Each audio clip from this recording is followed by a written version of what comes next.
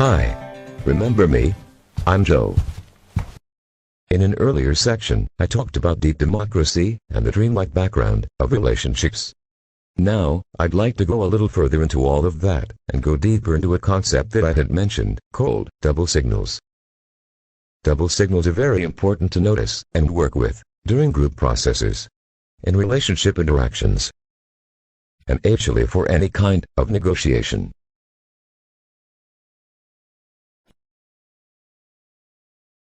Hi Joe. Hi Celine. I was thinking, you might want to tell them that funny fact about human nature. That's a good idea. I'll be back later to help with the discussion. That's great. See you later. Thanks. See you later. Okay. We'll start thinking about double signals this way. I bet you would be surprised to know that we human beings are so talented that we can do two things at once, and not even know that we're doing the second one. For example, we can identify with one part of ourselves, like being cordial and nice. But we can also send another signal at the same time. So, we're capable of making two different body signals simultaneously. We identify with one and are not consciously aware that we're sending the second one. We are really multi-talented.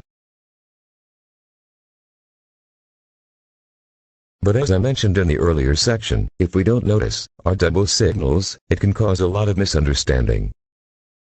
Let me remind you of the example I used to show this. These two people were agreeing on a negotiation. The man on the right was shaking hands, indicating that he was saying yes to the agreement. But as we noticed, part of his body was turned away. That's a double signal, and it probably indicates that he will drop out of the negotiation at a later point. And then, if we didn't notice the double signal earlier, we will probably be surprised.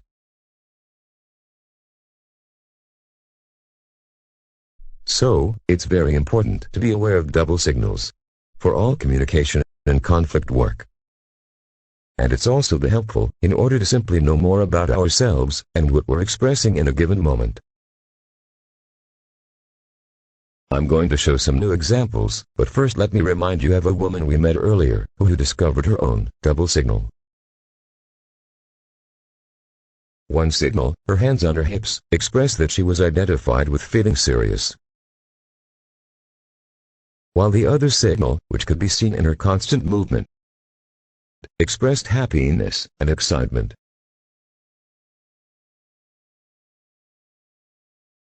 In other words, she identifies as a very serious businesswoman, while in the background her double signal shows a lot of excitement that she doesn't normally identify with.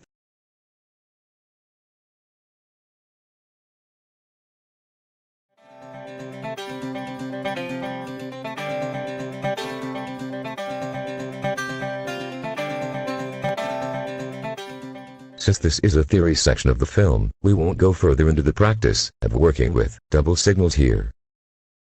For now, I'd like to take a couple of minutes to practice observing some different kinds of double signals. Some of the other narrators and friends will demonstrate. And don't be surprised if you start laughing. Double signals are used a lot by comedians. Okay. Let's take a look. Yes, let's take a look. And don't forget, this is a light-hearted approach.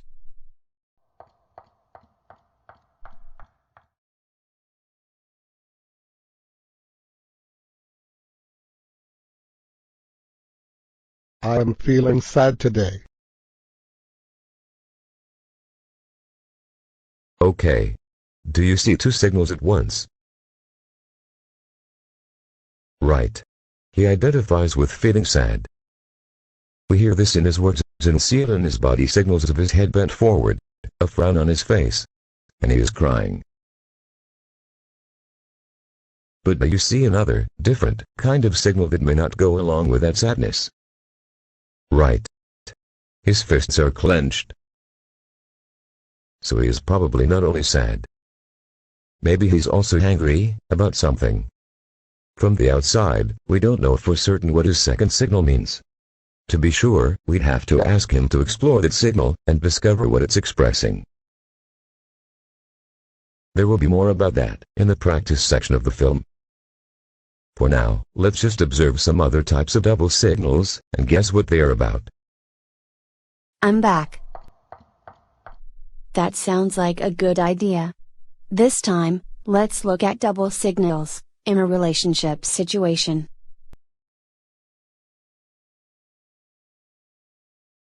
Watch Tom on the right.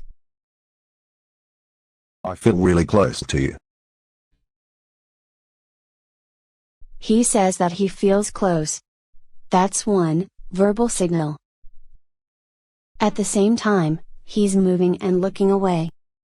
Those are body signals that don't go along with his verbal statement. So those are double signals.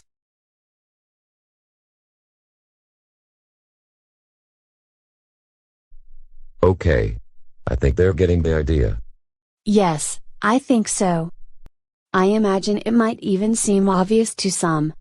Yes. Double signals happen all the time, but we usually don't notice them consciously. Right. Okay. I think our friends are now going to act out a few more examples. Yes. And we'll just let all of you try to notice the double signals. As far as I remember, these examples will especially show double signals, in which the verbal statements are different than the body motions. That's right. That's due to the limitations of the animated figures. But you know that there are many kinds of double signals that have to do with such things as voice tone, posture, body position, spatial distance, etc.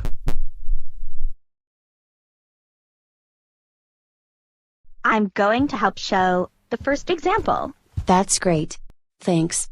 Some of the examples might seem a little exaggerated, but that will give you the idea. Great. Here we go.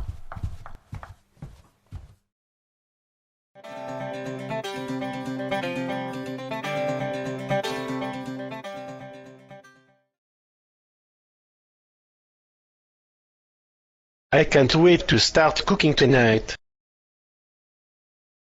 I have a lot of energy for it. I don't believe he wants to cook tonight. It's not convincing. He looks tired. You're right. You are noticing his double signal. He says he has energy to cook, but his body signals show that he's tired. Yeah, I got it. And then, hey, I want you to know that his voice is too stereotypical, just like mine. That's not right. Well, you are right about that. I'll tell the filmmaker. I'm still keeping my eye on her. Yes, I know. Thanks for demonstrating. That was helpful. It was a pleasure. Okay, let's see some more examples of double signals. Yes, I'm okay. I'm feeling happy today. I feel so calm today. I wish I had more energy.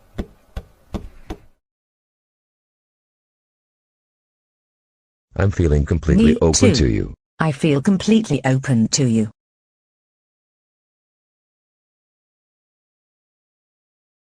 I'm not angry at all.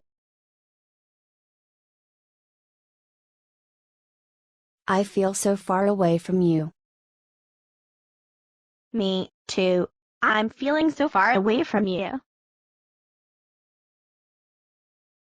Okay. As Sally Rue said, some of these might seem a little exaggerated, but you might be surprised how often we all do this. Yes. In fact, it's natural to have double signals. And it's especially helpful to notice them when there is some misunderstanding. Definitely. In fact, noticing them can sometimes be a central key during difficult group processes. Okay. I think we're ready to move on to the next section, about the essence level, and its theory. Yes, the essence level is the third level of deep democracy.